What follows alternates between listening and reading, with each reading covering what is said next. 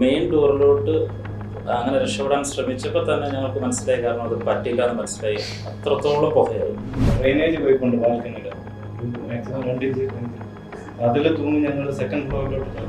നമ്മൾ ചാടുമ്പോൾ നമുക്ക് ദൈവത്തെ വിളിച്ചുകൊണ്ട് തന്നെയാണ് ചാടിയത്. സത്യമായിട്ട് മാതാവിനെ വിളിച്ചുകൊണ്ടാണ് ഞാൻ ചാടുന്നത്. കട്ട മാറ്റി നോക്കിയപ്പോൾ നമ്മുടെ റൂമിന്റെ താഴാണ് തീ പിടിക്കുന്നത്. അപ്പോൾ നമുക്ക് ആ വഴി പോയാൽ രക്ഷപ്പെടാൻ സാധിക്കില്ല എന്ന് എനിക്കറിയാം.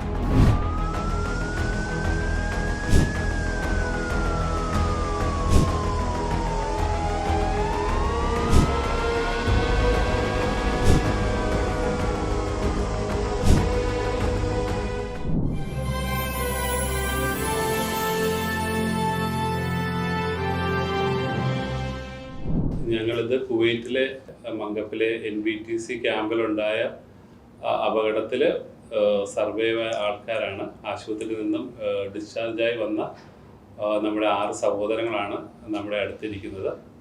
നമുക്ക് അവരെ കേൾക്കാം. രാവിലെ എനിക്ക് തോന്നുന്നു ഏകദേശം ഒരു 4 മണിയായി കാണണം. അപ്പം ഞാൻ ബാക്കിയുള്ള ആൾക്കാരുടെ സൗണ്ട് കേട്ടിട്ടാണ് ഞാൻ എണീക്കുന്നത്. അപ്പം ഞാൻ എണീറ്റ് കഴിഞ്ഞപ്പോൾ തന്നെ എനിക്ക് മനസ്സിലായി, കാരണം റൂം ഫുള്ള് സ്മോക്കായി, പുകയായി. അപ്പം ഞാൻ പെട്ടെന്ന് എൻ്റെ റൂമിൽ 2 പേരാണ്, ഞാനും പിന്നെ അവിടെ ഇരിക്കുന്ന രാജേഷും. അപ്പം ഞാൻ പെട്ടെന്ന് രാജേഷിനെ വിളിച്ചു. അതിനുശേഷം ഞങ്ങളുടെ ഫ്ലാറ്റിൽ തന്നെ വേറെ 2 മുറിയുണ്ട്. 2 മുറിയിൽ ഓരോരുത്തർ വീതമുണ്ട്. ഒരാൾ അലി, ഒരാൾ റിഷാദ്. അപ്പം ഞാൻ 2 പേരെ ഞാൻ ഡോറ് ശക്തമായിട്ട് അടിച്ചടിച്ച് അവർ തുറന്നു. ഞങ്ങൾ 4 പേരും കൂടെ മെയിൻ ഡോറിലോട്ട് അങ്ങനെ രക്ഷപ്പെടാൻ ശ്രമിച്ചപ്പോൾ തന്നെ ഞങ്ങൾക്ക് മനസ്സിലായി, കാരണം അത് പറ്റില്ല എന്ന് മനസ്സിലായി. അത്രത്തോളം പുകയായി. പെട്ടെന്ന് തന്നെ ഞങ്ങളുടെ റൂമിലോട്ട്, ഹാളിൽ നിന്ന് ഞങ്ങളുടെ റൂമിലോട്ട് തന്നെ തിരിച്ചു കയറുമായിരുന്നു. തിരിച്ചു കയറി റൂമിലും നിൽക്കാൻ പറ്റാത്ത ഒരു സ്ഥിതി വന്നു. അത്രയും പുക അടിച്ചു കയറി. പിന്നെ ഞങ്ങളുടെ തന്നെ 3ാമത്തെ ഫ്ലോറിൻ്റെ ബാൽക്കണിയിലോട്ട് ഞങ്ങൾ 4 പേരും കൂടെ ഇറങ്ങി. ഞങ്ങളുടെ ഒരു സ്ലൈഡിങ് വിൻഡോ ആണ്. സ്ലൈഡിങ് വിൻഡോ കൂടെ ഞങ്ങൾ ബാൽക്കണിയിലോട്ട് ഞങ്ങൾ വന്നു. അതിനുശേഷം അവിടെയും ഈ സ്ഥിതി വരുവാണ്, കാരണം പുറത്തുനിന്നും ഭയങ്കരമായിട്ട് പുക വരുവാണ്. അതിനുശേഷം ഞങ്ങൾ ഒരു കേബിൾ വയർ ഉണ്ടായിരുന്നു, മുകളിൽ നിന്ന് ഒരു കേബിൾ വയർ താഴോട്ട് വരുന്നുണ്ടായിരുന്നു. അപ്പോൾ അവത്തിൽ ഞങ്ങൾ പിടിച്ച് അടുത്ത 3ാമത്തെ ഫ്ലോറിൻ്റെ തന്നെ അടുത്ത ബാൽക്കണിയിലോട്ട് ഞങ്ങൾ ഷിഫ്റ്റ് ചെയ്തു. അവിടെ കുറച്ച് നേരം ഞങ്ങൾ നിന്ന്, പക്ഷേങ്കിൽ കുറച്ച് നേരത്തിനുള്ളിൽ തന്നെ അവിടെയും ഭയങ്കര പുകയായി. പിന്നെ ഞങ്ങൾ 3ാമത്തെ ആ ബാൽക്കണിയിൽ നിന്ന് 2ാമത്തെ ബാൽക്കണിയിലോട്ട് ഞങ്ങൾ ഹാങ് ചെയ്ത്, ഞങ്ങൾ 4 പേരും ഹാങ് ചെയ്ത് ഞങ്ങൾ ഇറങ്ങുമായിരുന്നു. 2ാമത്തെ ഫ്ലോറിൽ അവിടെയും എനിക്ക് തോന്നുന്നു ഒരു 1-2 മിനിറ്റിനുള്ളിൽ തന്നെ അവിടെയും തീയും പുകയായിട്ട് ശരിക്കും നടന്നു അവിടെ. പിന്നെ താഴേക്ക് ചാടാതെ വേറെ നിവർത്തിയില്ലായിരുന്നു. അങ്ങനെ ആദ്യം ഓരോരുത്തരായിട്ട് ചാടി അങ്ങനെ ഗ്രൗണ്ട് ഫ്ലോറിലോട്ട് ഞങ്ങൾ ചാടുക. താഴെ ഒരു ഷെഡ് ഉണ്ടായിരുന്നു, അതിൻ്റെ മണ്ടയ്ക്കോട്ടാണ് മുകളിലോട്ടാണ് ഞങ്ങൾ ചാടുന്നത്. അങ്ങനെ ഞങ്ങൾ 4 പേരും ഞങ്ങൾ രക്ഷപ്പെട്ടു. ഞങ്ങൾ 4 പേരിൽ 3 പേരെ ചാടിയുള്ളൂ. ഒരാൾ റിഷാദായിരുന്നു. റിഷാദിന് കുറച്ച് ഓവർ വെയിറ്റ് ആയതുകൊണ്ട് അവൻ പറഞ്ഞിടാ എനിക്ക് ചാടാൻ പറ്റുന്നില്ല എന്ന് പറഞ്ഞു. അങ്ങനെ അവൻ അവിടെ ഇരുന്നു. പക്ഷേങ്കിൽ അവനെ റെസ്ക്യൂ ടീം വന്ന് പിന്നെ അവനെ രക്ഷപ്പെടുത്തുകയായിരുന്നു. അവനെ ഉണ്ടായത് ചാടി വഴി എനിക്ക് എൻ്റെ സ്പൈനൽ കോഡിന് L1 L2 പോർഷനിൽ ഒരു ഫ്രാക്ചർ ഉണ്ട്. പിന്നെ കാലിന് ചെറിയൊരു ചതവുണ്ട്. അത്രയേ ഉള്ളൂ.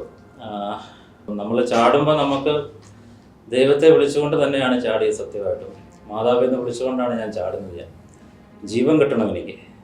ഞാൻ ചാടിയതിന് ശേഷം ഞാൻ അൺകോൺഷ്യസ് ആയിപ്പോയി കുറച്ച് സമയത്തേക്ക്. അപ്പം ഹോസ്പിറ്റലിലോട്ട് പോകുന്ന സമയമൊക്കെ എനിക്ക് ചെറിയൊരു ഓർമ്മയുണ്ട്.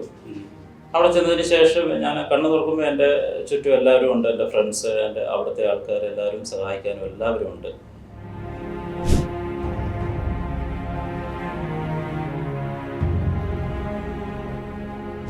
നാട്ടിലൊക്കെ ആയപ്പോഴാണ് ഞങ്ങൾ എണീക്കുന്നത്. ചിമ്മിനി ഉണ്ട്, അങ്ങനെ ചിമ്മിനി ഇങ്ങനെ പുക വരുന്നുണ്ടായിരുന്നു. അപ്പോൾ ഞങ്ങൾ നേരെ ഡോർ ഓപ്പൺ ചെയ്യും, മെയിൻ ഡോർ വഴി പുറത്തോട്ടിറങ്ങാൻ ഫസ്റ്റ് അതായിരുന്നു.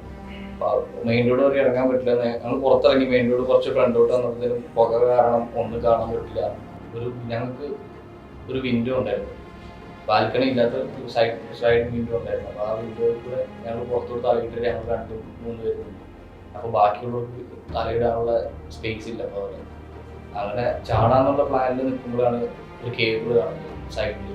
അടുക്കളയുടെ ഒരു കിച്ചണിൻ്റെ ചിമ്മിനി പോകുന്നുണ്ട്. അപ്പോൾ ആ ചിമ്മിനിയുടെ അടുത്തൊരു കേബിൾ പോകുന്നു. ആ കേബിൾ വലിച്ചു പൊട്ടിച്ച് അതുവഴി താഴേക്ക് എത്തി. ഫസ്റ്റ് ഫ്ലോറിൽ നിന്ന് ഇറങ്ങായിരുന്നു. ആ ചിമ്മിനി പഴുത്ത് നിൽക്കുകയായിരുന്നു. ചൂട് കാരണം പഴുത്ത് നിൽക്കുകയായിരുന്നു. അപ്പോൾ ഇറങ്ങുന്ന വഴിക്ക് വലിച്ചു ചിമ്മിനി പോയി ഇടിക്കും, കൈ കാലൊക്കെ ഇടിക്കുന്നു. അങ്ങനെയാണ് കൈ കാലൊക്കെ പൊള്ളി. അപ്പോൾ അതിന് ഇവിടുന്ന് ചേട്ടൻ ഒരു ലാഡർ കൊണ്ട് വെച്ച് തന്നിട്ട് ലാഡറിൽ ഫസ്റ്റ് ഫ്ലോറിൽ താഴെ.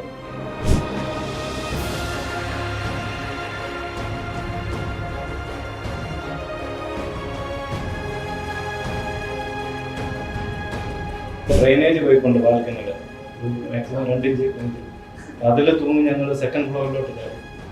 അവിടുന്ന് ഞങ്ങൾ നേരെ ഒരു ഷീറ്റ് ഇട്ട ഉണ്ടായിരുന്നു, പഴയ അതിനകത്തോട്ട് ചാടിയിട്ടു.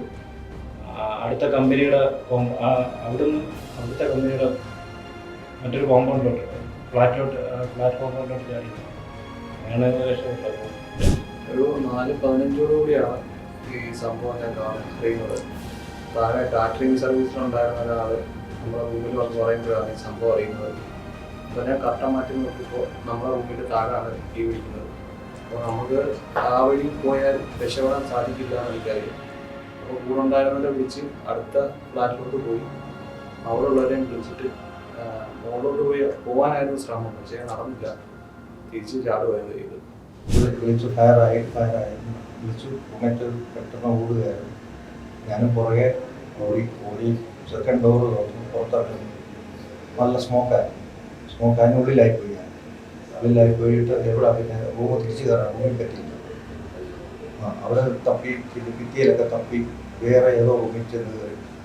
അവിടെ ചെന്ന് റൂമിൽ കയറി, ബാത്റൂമിൽ കയറി വെള്ളം കോരി ഇദ്ദേഹത്തിലുള്ള ഒഴിച്ചു.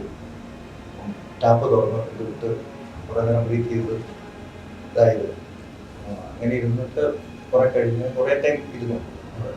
ഇത് കഴിഞ്ഞ് പിന്നെ നമ്മൾ പോവുകയായിരുന്നു. പിന്നെ റെസ്ക്യൂ ടീം വന്നാണ് രക്ഷപ്പെടുത്തി.